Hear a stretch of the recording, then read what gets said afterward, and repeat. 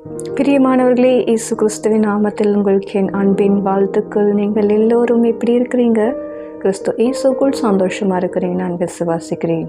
சரி, இன்றைக்கு கூட தேவன வார்த்தை பார்த்தீங்கன்னா அது சங்கீதம் 136 அதிகாரம் 5 உங்களுக்காக நான் வாசிக்கிறேன்.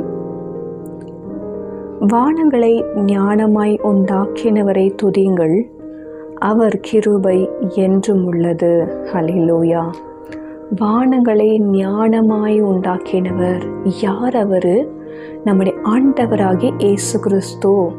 நம்முடைய ஆண்டவராகிய இயேசு கிறிஸ்து இந்த பூமியில் பிறந்தார், வாழ்ந்தார், தம்முடைய ஊழியங்களை நிறைவேற்றினார், தம்மை மரிக்க ஒப்பு கொடுத்தார், 3ஆம் நாளில் உயிரோடு எழுந்தார், 500க்கு மேற்பட்ட ஜனங்களுக்கு காட்சியளித்து இந்த வானங்கள் வழியாய் ஏறி போனார்.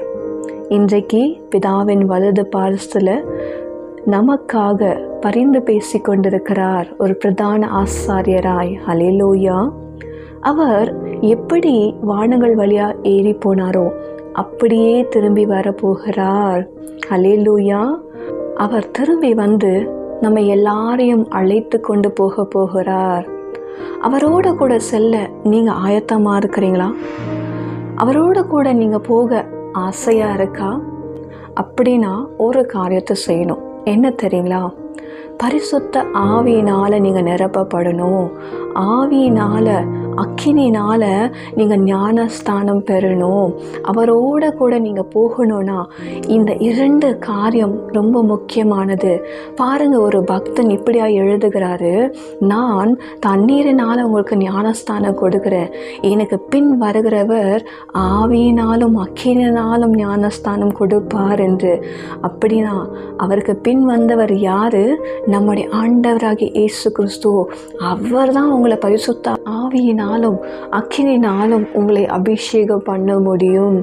ஆகையினால இயேசுப்பா கூட நீங்கள் போகணும்னா அவர்கிட்ட நீங்கள் இந்த பரிசுத்த ஆவியாரோட வல்லமையை கேட்டு பெற்றுக்கொள்ளுங்க. அந்த அக்கினி அபிஷேகத்தை கேட்டு பெற்றுக்கொள்ளுங்க. அவர் வரக்குள்ளோ நாமும் அவரோடு கூட போக முடியும். ஹல்லேலூயா. அவர் நமக்காக ஒரு ஸ்தலத்தை ஆயத்தமாக்கி கொண்டிருக்கிறார். அவர் ஆயத்தமாக்கின பிறகு நம்ம எல்லாரையும் அழைத்து கொண்டு போக போகிறார் அந்த நித்திய ராஜ்யத்துக்கு. அங்கே கண்ணீர் இல்லை, கவலை இல்லை, துக்கம் இல்லை, பாடுகள் இல்லை, சஞ்சலம் இல்லை, தவிப்பு இல்லை. அங்கே ஆட்டுக்குட்டியானவர் நம்முடைய ஆண்டவராகிய இயேசு கிறிஸ்துவே நம்மளுக்கு ஒரு மெய்ப்பராய் இருந்து நடத்துவார். நமக்கு எல்லாவற்றையும் செய்து கொடுக்க போகிறார். நித்திய மகிழ்ச்சி, நித்திய சந்தோஷம் அந்த இடத்துல இருக்கும். அவரோட கூட போக நீங்கள் ஆயத்தமாக இருக்கிறீங்களா? அவர் கூட போகணும்னா ஒரு காரியம், ஆவியினால் நீங்கள் நிரப்பப்படணும். பரிசுத்த ஆவியினால் நிரப்பப்படணும். அந்த பரிசுத்த ஆவியானவரை இன்றைக்கு கேட்டு பெற்றுக்கொள்ளுறீங்களா? செபிக்கலாமா? தகப்பனே, இந்த நாளின் வார்த்தைக்காக உமக்கு நன்றி செலுத்துகிறோமாப்பா. அப்பா, உங்களோட பிள்ளைகள் நாங்கள் எல்லாருமே அப்பா, நீங்கள் வரகளும் மோட கூட நாங்கள் செல்லணும்ப்பா. இன்றைக்கு நம்முடைய பரிசுத்த ஆவியானோட வல்லமையால் ஒவ்வொரு பிள்ளைகளும் நிரப்புவீராக. அந்த அக்கினி அபிஷேகத்தால் ஒவ்வொருத்தையும் நிரப்புவீராக. உங்களுடைய அக்கினி அபிஷேகம், பரிசுத்த ஆவியோட வல்லமை ஒவ்வொரு இருதயங்களையும் ஆளுகை செய்யட்டுமாப்பா. அற்புதமான மாற்றங்களை பெற்றுக்கொள்ளட்டும்.